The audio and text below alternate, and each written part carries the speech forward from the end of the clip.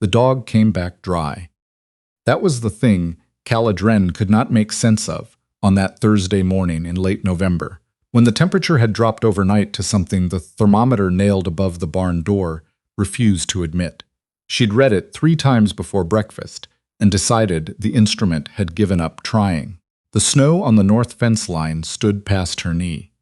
The creek had been solid since the first week of the month, and Soot, the big gray mutt her husband Bram had brought home 2 springs ago from a trapper heading north, had been outside since before first light, gone 2 hours in the worst cold she'd seen since coming to Montana, and had returned to the porch with his coat completely dry, not wet from snow, not crusted with ice the way the mule's withers went when they stood too long facing the wind. Dry and warm when she pressed her hand into the thick fur at his shoulders, as if he'd spent the morning sitting beside a stove. She almost didn't think about it again. There was firewood to split, ice to break off the water trough, a split seam in her boot to address before it got worse, and the ongoing arithmetic she did every morning now. How much food was left? How many days until February? How many degrees the root cellar was holding? Since September, when Bram Drenn had died of the fever that came out of the low country and took 3 men in the valley that summer, Calla had done a great many things she'd never expected to do alone. Arithmetic was one of them.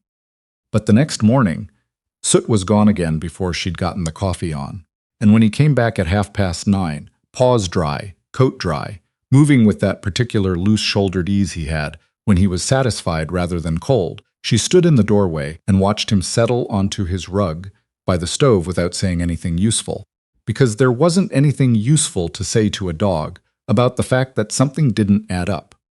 She watched him for 5 more days before she followed him. It wasn't a quick decision. The cold was serious, and Calla had learned in 2 years on the homestead outside Ridgeton Flats that seriousness about cold was the difference between being fine and not being fine. She told herself she was being practical, not fearful. She told herself that watching for patterns before acting was something Bram had done well, and she had learned from. She did not tell herself that the thing keeping her from following the dog was some formless reluctance she couldn't name. The sense that whatever Soot knew, once she knew it too, would require something of her she wasn't yet sure she had. She followed him on a Saturday. He went north, past the dead kitchen garden, past the stand of bare cottonwoods at the property edge, into the timber that climbed toward the first real rise of the Bitterroot foothills. The trees here were dense and old, Douglas fir and Engelmann spruce, their lower branches loaded with snow, the ground between them in deep shadow even at mid-morning. She moved carefully, stepping where the snow was shallowest, keeping Soot's gray back in sight between the trunks. He didn't look back at her. Dogs that had decided something were like that. After 20 minutes, the ground angled up sharply and the timber thinned. She could hear something, or thought she could. A sound beneath the silence, which in this cold was not actually silence, but a low, constant compression that pressed against the ears. She pushed through the last of the heavy spruce branches and stopped. The waterfall had been there all along, she supposed. She'd seen the rocky cut in the hillside from the yard on clear days and assumed it was just another drainage scar. In summer, it was probably a trickle. Now, in November, it should have been a solid column of ice, gray-white, locked, dead until April. But it wasn't entirely frozen. The upper half had gone to ice, yes, thick ridged ice, the color of old glass. But at the base where the fall met the rock shelf, a gap remained. Steam came from it, faint in the cold air, easy to miss unless you were looking. And behind the gap, she had to crouch and press forward, her boots finding purchase on the unfrozen edge of the shelf. Behind the gap, the air changed. Warm, not house warm, not fire warm, something older than either of those. The warmth of the earth itself, coming up through the rock and the water, steady and sourceless the way heat in deep stone always was. Soot was already inside, if inside was the right word for it. The space behind the waterfall was not a cave exactly, more a shelf of granite that jutted far enough over a seep of hot spring water to create a ceiling, 12 feet across, maybe 15 deep, the floor warm stone and wet grass that should not have been growing in November and was growing anyway. Watercress in a thick mat around the seep. Cattail shoots at the far edge, where the water pooled before running off through a crack in the rock, and along the stone walls, where the warmth was most concentrated, something she almost didn't recognize because she hadn't seen it in months. Green, actual living green. She sat down on a dry section of rock and looked at it for a long time. Soot curled up next to the spring and put his head on his paws with the expression of an animal who has been trying to make a point for several days and is glad someone has finally caught up. The walk back to the cabin felt different from the walk out. Calla moved through the same cold, the same timber, the same snow past her boot tops, and all of it was exactly as it had been an hour ago. Nothing had changed in the world. What had changed was the weight of what she was carrying in her mind. And that weight was neither light nor simple. She'd come to Montana territory with Bram 3 years ago from southern Illinois, following the kind of hope that mostly worked out if you were stubborn enough and lucky enough, and the weather cooperated reasonably. 2 of those 3 things had held. She'd filed on 160 acres of good bottomland with river access and an existing structure. She'd grown a kitchen garden that produced well enough, kept 6 chickens, 2 mules, and the dog. She and Bram had done the thing you did out here. Worked until dark and got up before light and fell into bed and got up again. And it had been hard in the ordinary way that everything here was hard. Then the fever. Then September. Then November alone, with half a root cellar and a long arithmetic problem she couldn't quite make come out right. The hot spring didn't solve the arithmetic, exactly, but it changed the variables. She went back the next morning with a knife and a flour sack, moving through the timber in the gray pre-dawn, and she harvested carefully, watercress from the outside edges of the mat, where the growth was thickest, leaving the center and the roots undisturbed. Cattail shoots from the outer pool. She moved slowly. Soot watched her with an expression she'd come to recognize over the past week as approval, which she understood was something she was projecting onto a dog, and which she chose to accept anyway. She made watercress soup that afternoon. It tasted like nothing she'd eaten since September. Not rich, not extravagant. Just green, just alive in a way that dried beans and salt pork and stored carrots were not. She ate 2 bowls and sat for a long time afterward with her hands wrapped around the empty cup and thought about what she had found and what it meant. It meant, first and most simply, that she would not run short in February. The watercress regenerated fast. She could tell by the density of the mat and the way new growth was already filling the spots she'd cut. The cattail roots beneath the pool were extensive. If the geothermal seep held through January, and she had no reason to think it wouldn't, the rock around it was bone dry, suggesting it had been running steady for a very long time. She had a food source that winter could not reach. What it meant second was more complicated. She knew how the valley stood. She'd been watching it the way a person watched things when they couldn't afford to miss anything. Orson Vake and his wife had 3 children and had slaughtered their pig early. Maud Pelly was alone since her husband had gone back east for surgery in October and not returned, and the look on Maud's face the last time Calla had passed her place suggested the stores were running lean. The Tor family, Ida and her brother Cress, who'd come out from Minnesota and filed on the quarter section east of Flat Rock Creek, had lost their root cellar to flooding in August. She'd heard it from the supply driver and hadn't ridden out to see and had felt the small weight of that ever since. She spent 3 days going back and forth about it. Not about whether to help. She was not the kind of person who could sit on something like this, while Maud Pelly went thin in her cold house. She went back and forth about how, about what to say and what to leave unsaid, about how much to explain and how much to let be, about the difference between sharing a thing and handing it over to more opinions than it could accommodate before it was properly understood. Bram would have gone straight to the Vakes and told them everything on the first day. That was his way. Open-handed, fast, trusting the people around him to treat a good thing right. She loved him for it, and she also knew it wasn't always right. She'd seen what happened when a resource became everybody's before it was anybody's responsibility. Claims and arguments, and the particular damage that people did to useful things when they arrived before they understood them. She decided on a middle way. She would bring what she harvested. She would not explain where it came from. Not yet. Not until she'd spent 2 more weeks understanding the spring's capacity. She'd learned from the first week that pulling too much from the outer edges disturbed the root mat and slowed the regrowth. She'd learned from the second week what rate kept the mat stable and still yielded enough to be useful. She needed one more week before she could honestly tell someone else how to use it without ruining it. So she brought soup. She brought a flour sack of watercress and cattail shoots to Maud Pelly on a Tuesday when the temperature dropped to 15 below, and the wind came in from the northwest carrying ice crystals that hit exposed skin like thrown sand. She knocked on Maud's door, and when it opened, she held out the sack without preamble.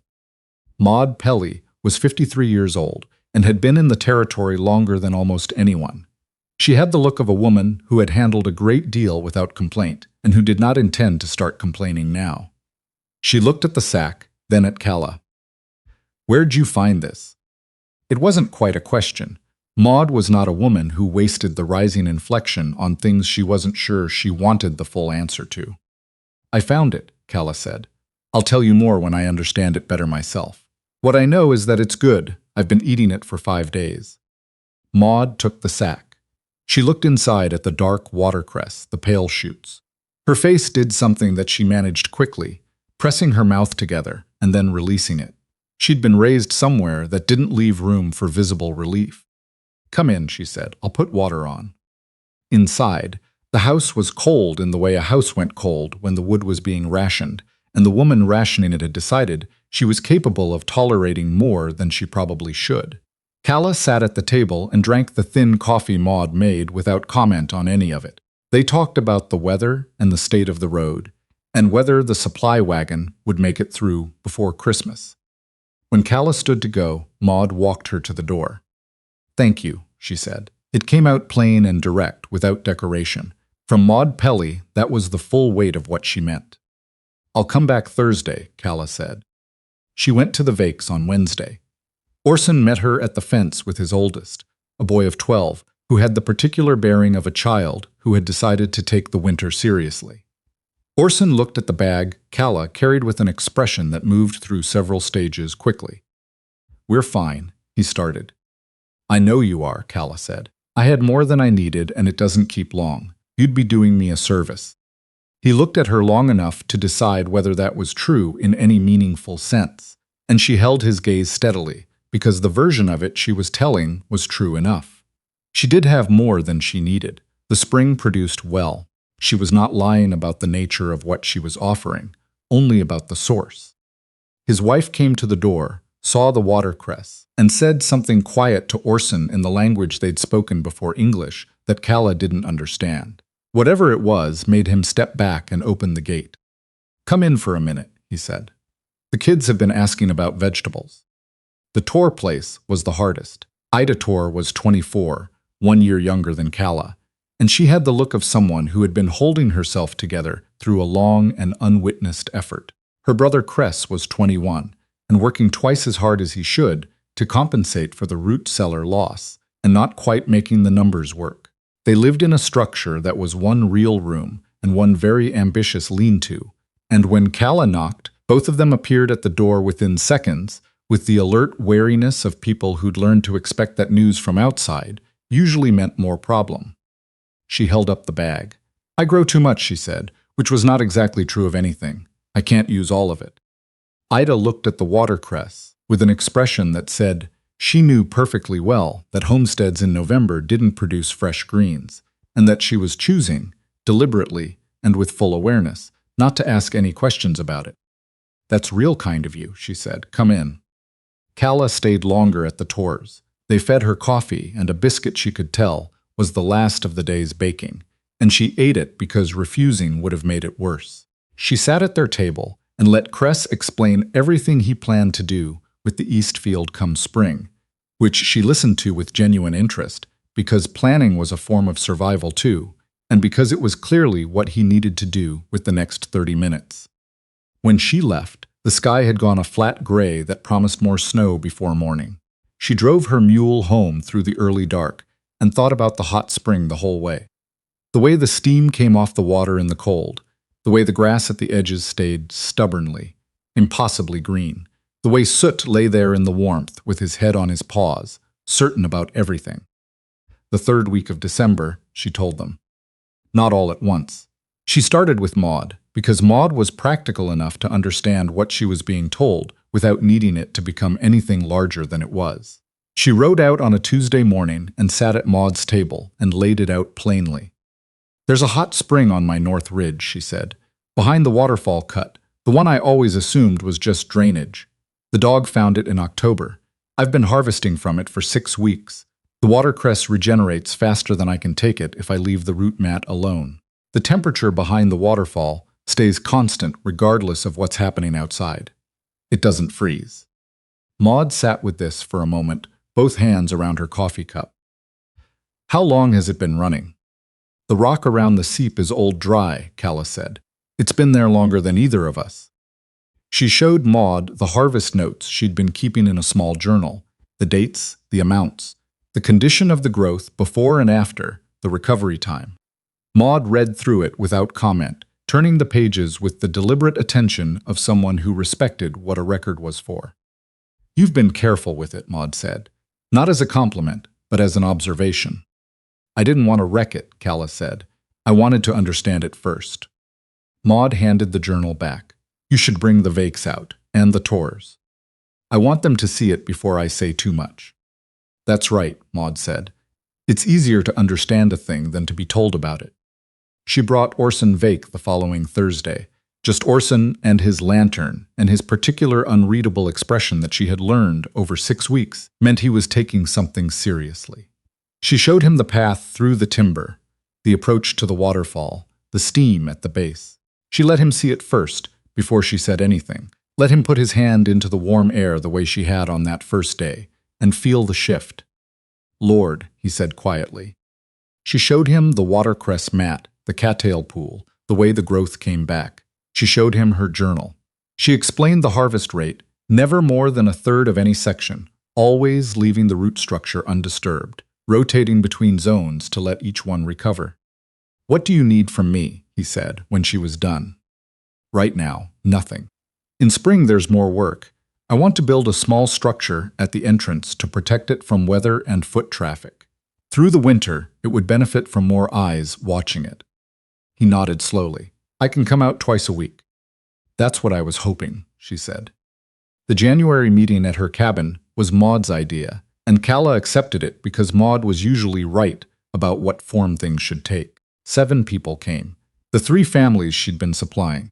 An older man named Guff Tanner, who'd been homesteading near the eastern bluffs alone for 11 years, and who showed up with no explanation, and a face that suggested he didn't require one, and a young couple named Bellard who'd arrived in September, and whose stores were as thin as anyone's. They sat around Calla's table, and on the chairs she'd pulled from the back room, and it was awkward the way any gathering of people who'd spent months not asking for anything was awkward. But Maud poured the coffee and let the silence settle rather than filling it, and after a few minutes it started to move on its own. When Calla explained the spring, plainly, in the same way she'd explained it to each of them separately, the room was quiet, not the uncomfortable quiet of disbelief, the particular quiet of information arriving and being genuinely taken in. Guff Tanner, who had said almost nothing since he'd arrived, and had sat with his arms crossed in the manner of a man who reserved judgment on everything, said, "How do we know it holds through February?" "Because it's been running for longer than either of us has been alive," Calla said, "and because I've been watching it since October, and it hasn't changed. Not in temperature. Not in output." Guff looked at her for a long moment. "Good answer," he said, and uncrossed his arms. What came out of that meeting was not a formal plan and not an organization, exactly. It was a set of agreements, who would come out when, who would keep records of the harvest, who had what to offer in exchange. Orson Vake had seed grain he'd been sitting on, uncertain of his own stores. Ida Torr knew more about medicinal plants than she'd mentioned to anyone. Maud Pelly had preserved food she'd been rationing alone, 3 dozen jars of summer tomatoes that she'd been uncertain she could spare, and was now uncertain why she hadn't offered sooner. Guff Tanner had tools and silence, and both turned out to be useful in roughly equal measure. What Calla had was the spring, and the 6 weeks of knowledge she'd built around it, and the dog who had found it in the first place. Soot took the winter meetings at the cabin as his personal achievement, and no one who'd watched him lead Calla into the timber that frozen Saturday was inclined to argue the point. February came in rough and then rougher, the kind of month that tested everything people had built in the months before it. There were days Calla drove the mule out in conditions that were not quite reasonable and made the supply runs anyway, because a system that lapsed in February had a way of not starting again. There were mornings she stood in the timber on the way to the spring and listened to the wind moving through the fir trees above her and thought about Bram. Not with grief exactly, because grief had gone through several of its forms already and was settling into something quieter. More like a conversation she kept having with him in her head about what she was doing and why. He would have done it faster, she thought, open-handed and fast. He would have brought everyone to the spring the first week and trusted it to work out. Maybe it would have. Maybe it would have worked out exactly the same way, just 2 months sooner. But she wasn't Bram. She was herself, careful and patient, and needing to understand a thing before she handed it to other people's opinions. That wasn't wrong. It was just different. The valley had gotten through the winter either way. On a Thursday in late February, she and Orson spent the afternoon at the spring, deepening 2 of the cattail pools and clearing the debris that had built up at the eastern edge of the shelf over the winter. The warm air off the seep made the work comfortable in a way that outdoor work in February in Montana never was. Soot lay near the water with his nose on his paws and gave no indication of caring about any of it. Calla sat back on her heels at the end of the afternoon and looked at what they'd done. The spring looked better than it had in October, cleaner, better understood, the careful markings she'd made to track the harvest zones still visible on the rock face beside each section. Orson said, from where he was stacking the cleared debris at the entrance, "You know what I keep thinking about." She waited. "That your dog found this in October," he said. "And you didn't just start taking everything out of it." "I didn't know how much it could give," she said. "I didn't want to ruin it by being greedy." He was quiet for a moment. Most people would have been. She didn't answer that, because she didn't entirely know if it was true. She'd thought about it in October. She'd felt the pull of it. How many? How fast? What could she take? She'd been hungry and uncertain, and the spring was right there. The restraint had not been effortless. It had been a choice she made, and then made again every morning for 6 weeks, setting a limit and staying inside it, even on the days when she needed more than the limit allowed. The spring gave, because it was left to give. She understood that the way you understood things you'd learned by watching instead of being told. March came in with argument, a warm week that felt like permission, then a hard freeze that felt like a reprimand, then a week of dirty snow and mud that meant the actual work of spring was not far off. The watercress came up thicker than it had all winter, spreading into 2 new sections of the shelf that had been bare rock in October. Calla added the new sections to her journal with their dimensions and took the first harvest from one of them on the 15th. A clean cut that left the roots fully intact, and stood in the warm air and looked at the growing mat and thought, "It's deciding to be bigger." The April meeting had 12 people. Calla hadn't known there were 12 homesteads within reasonable reach of her place. She'd been here 2.5 years and hadn't known. That told her something about the winter before this one, how people had managed it, each on their own, each with their own arithmetic, none of them knowing what the others had or needed. And she thought about how different this winter had been. Not easy. Nothing here was easy. But different in the way that things were different when you did them alongside people who were also doing them, instead of alone in parallel. She walked back from the April meeting through the last gray light, Soot moving ahead of her through the mud with the particular loose gait he had when he was satisfied with how the day had gone. The spring was still running behind them in the cold hillside. She could no longer hear it from this distance, but she knew it was there, warm and steady, and not especially interested in being remarkable. It had been running for decades, probably longer, waiting with the patience of stone for someone to find it and use it without using it up. She'd almost turned back that morning in October. The cold had been serious, the timber had been thick, and she'd looked at Soot's gray back moving away from her through the trees and thought about the firewood still to split and the seam in her boot and all the reasons the sensible thing was to go back inside. Then she'd thought about the fact that her dog came home dry in 15 below weather, and she'd gone into the trees instead. There were things you couldn't understand before you did them. You couldn't know what the spring would turn out to be until you followed the dog into the timber and saw it. You couldn't know that keeping the record and waiting 6 weeks to share it would mean a room full of people in January who actually understood what they were being asked to care for. You couldn't know that 12 homesteads would come through a hard winter connected in ways they hadn't been before, and that the connection would matter more than any single thing any one of them had. You could only decide what kind of person you were going to be about not knowing, and step into the trees. The mud pulled at her boots on the way home. Soot stopped at the yard gate and waited for her the way he always did, patient and certain. Above the mountains to the west, the sky had gone a clear April blue that was different from the winter sky in quality, in temperature, in what it promised. Not warmth yet, not quite, but the promise of it, which was its own thing, sufficient and real. She pushed open the gate and went in.